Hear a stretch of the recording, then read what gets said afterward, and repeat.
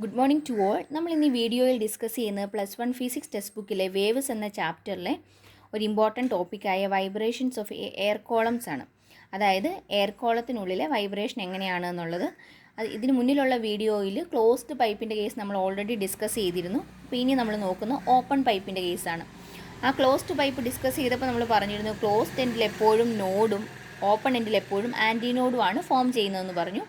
നമ്മൾ ഫിഗർ വരച്ചിട്ട് ഫിഗർ ഉപയോഗിച്ചുകൊണ്ടാണ് ഇക്വേഷനിലേക്ക് എത്തുന്നത്. അപ്പോൾ നമുക്ക് ഓപ്പൺ പൈപ്പിലെ ആദ്യത്തെ കേസ് നോക്കാം. ഫസ്റ്റ് മോഡ് ഓഫ് വൈബ്രേഷൻ എങ്ങനെ വരുമെന്ന് നോക്കാം.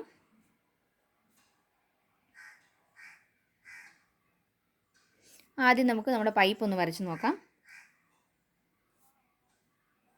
പൈപ്പ് വരച്ചു. ഓപ്പൺ എൻഡിൽ എന്തേ ഫോം ചെയ്യുള്ളൂ? ആൻറ്റി നോഡേ ഫോം ചെയ്യുള്ളൂ. അപ്പോൾ ഈ എൻഡിലും ആൻറ്റി നോഡ് ഫോം ചെയ്യുന്നു. ഫസ്റ്റ് മോഡ് ഓഫ് വൈബ്രേഷൻ ആണെങ്കിൽ ഒരൊറ്റ നോഡ് മാത്രമേ കാണുകയുള്ളൂ. അപ്പോൾ ഇതിൻ്റെ നടുക്കൊരു നോഡ് മാത്രം വരച്ചു. ഇനി ഇത് ഫസ്റ്റ് ആദ്യത്തെ വേവ്, ഇത് രണ്ടാമത്തെ വേവ്. അപ്പോൾ നമ്മുടെ ഫിഗർ ഇങ്ങനെ കിട്ടി. ഇനി അങ്ങനെയാണെങ്കിൽ നോക്കിക്കേ, അടുത്തടുത്ത ആൻറ്റി നോഡിനും നോഡിനും ഇടയ്ക്കുള്ള അകലെന്ന് പറയുന്നത് എന്താണ്? λ/4 ആണ്. അങ്ങനെയാണെങ്കിൽ ഇതൊരു λ/4, ഇത് അടുത്ത λ/4. അങ്ങനെയാണെങ്കിൽ ഈ എയർ കോളത്തിൻ്റെ ലെങ്ത് ഈസ് ഈക്വൽ ടു എന്ത് വരും? 2λ/4 എന്ന് കിട്ടി. 2 λ/4 ആണ് ഉള്ളത്. ഫസ്റ്റ് മോഡ് ആയതുകൊണ്ട് ഇതിനെ λ1 എന്ന് കൊടുത്തു. ഇതിൽ നിന്നും λ1 ഈസ് ഈക്വൽ ടു എന്ത് വന്നു? 4l/2 എന്ന് കിട്ടി. നമുക്ക് ഫ്രീക്വൻസിയുടെ ഇക്വേഷൻ എഴുതാം. μ1 is equal to v/λ1, v divided by 4l/2 എന്ന് കിട്ടി. അപ്പോൾ എന്ത് വരും? 2v/4l എന്ന് വന്നു. ഇതിനകത്ത് നിന്ന് ഇത് രണ്ടും കൂടെ കട്ട് ചെയ്ത് പോയി കഴിഞ്ഞാൽ v/2l എന്നായിട്ട് മാത്രം മാറി. അപ്പോൾ ഇതാണ് ആദ്യത്തെ frequency. μ1 is equal to v/2l. ഇതിന് പറയുന്ന പേരാണ് fundamental frequency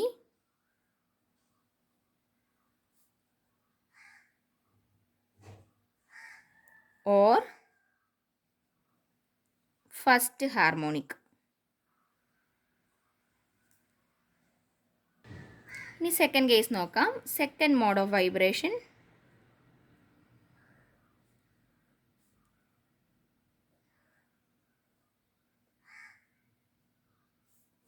second mode of vibration ആകുമ്പോൾ നമുക്ക് ആദ്യം ഒന്ന് ഫിഗർ വരച്ച് നോക്കാം.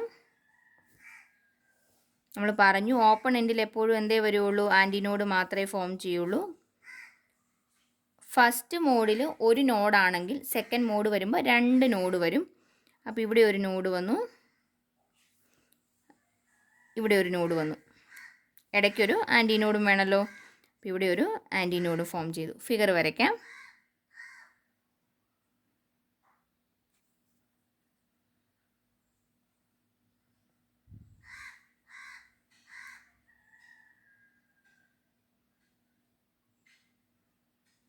ഫിഗർ നമുക്കിങ്ങനെ കിട്ടി. ഇനി നമുക്ക് നോക്കാം. ഒരു ആൻറ്റി നോഡിനും നോഡിനും ഇടയ്ക്കുള്ള അകലം λ/4 ആണ്. അപ്പോൾ ഇതൊരു λ/4, രണ്ടാമത്തത്, മൂന്നാമത്തത്, നാലാമത്തത്. അങ്ങനെയാണെങ്കിൽ എയർ കോളത്തിൻ്റെ നീളം എന്തായിരിക്കും? L ഈസ് ഈക്വൽ ടു 4λ/4 എന്ന് കിട്ടി. രണ്ടാമത്തെ മോഡായതുകൊണ്ട് λ2 എന്ന് കൊടുത്തു. ഇത് രണ്ടും കൂടെ കട്ട് ചെയ്ത് പോയി. അപ്പോൾ എന്ത് വരും? λ2 എന്ന് പറയുന്നത് എല്ലിനോട് ഈക്വലായിട്ട് മാറി. ഫ്രീക്വൻസിയുടെ ഇക്വേഷൻ എഴുതുന്നു. μ2 ഈസ് ഈക്വൽ ടു എന്ത് വരും? v/λ2 എന്ന് കിട്ടി. v/l എന്ന് എഴുതി. മുകളിലും താഴെയും 2 വെച്ച് മൾട്ടിപ്ലൈ ചെയ്യുന്നു. അപ്പോൾ എന്ത് വന്നു? ഇങ്ങനെ കിട്ടി. 2v/2l. ഈ v/2l എന്താണ്? ഫണ്ടമെൻ്റൽ ഫ്രീക്വൻസി ആണ്. അപ്പോൾ നമുക്ക് എന്ത് എഴുതാം? μ2 ഈസ് ഈക്വൽ ടു 2μ1 എന്ന് കൊടുക്കാം. അതായത് ഫണ്ടമെൻ്റൽ ഫ്രീക്വൻസിയുടെ 2 മടങ്ങ്. അതുകൊണ്ട് ഇതിന് പറഞ്ഞ പേരാണ് സെക്കൻഡ് ഹാർമോണിക്. സെക്കൻഡ് ഹാർമോണിക് അല്ലെങ്കിൽ ഫസ്റ്റ് ഓവർടോൺ. ഇനി അടുത്തത് തേർഡ് മോഡ് ഓഫ് വൈബ്രേഷനിലേക്ക് പോകാം. Third mode of vibration equation എങ്ങനെ വരും? നമുക്ക് ആദ്യം ഓപ്പൺ പൈപ്പാണ്. നമുക്ക് ഫിഗർ വരച്ച് നോക്കാം.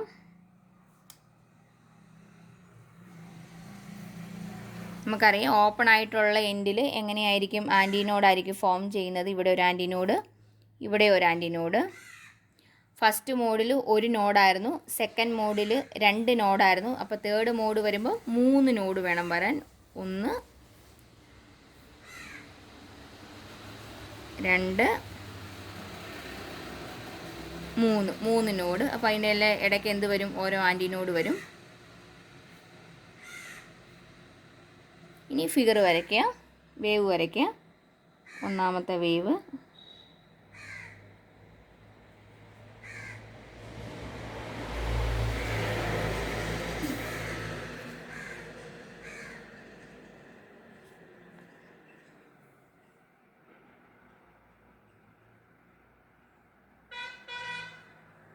രണ്ടാമത്തെ wave.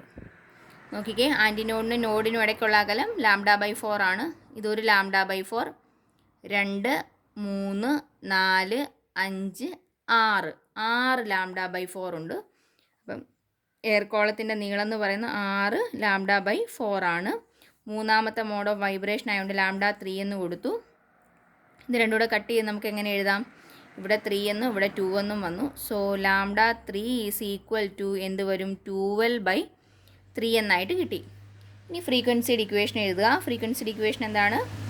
μ3 is equal to v/λ3, v divided by 12/3 എന്ന് കിട്ടി. ഈസ് ഈക്വൽ ടു എന്ത് വന്നു? 3 ഇൻറ്റു v/12. v/12 എന്താണ്? ഫ്രീക്വൻസിയാണ്, ഫണ്ടമെൻ്റൽ ഫ്രീക്വൻസിയാണ്. സോ μ3 ഈസ് ഈക്വൽ ടു 3 μ1 എന്ന് കിട്ടി. അതായത് ഫണ്ടമെൻ്റൽ ഫ്രീക്വൻസിയുടെ 3 മടങ്ങാണ്. അതുകൊണ്ട് μ3യെ എന്തെന്ന് വിളിക്കാം? തേർഡ് ഹാർമോണിക് എന്ന് പറയാം. തേർഡ് ഹാർമോണിക് അഥവാ സെക്കൻഡ് ഓവർടോൺ. നമുക്കിതിൻ്റെ ഒന്ന് റേഷ്യോ ഒന്ന് കമ്പയർ ചെയ്ത് നോക്കിയാലോ. μ1 ഈസ് ടു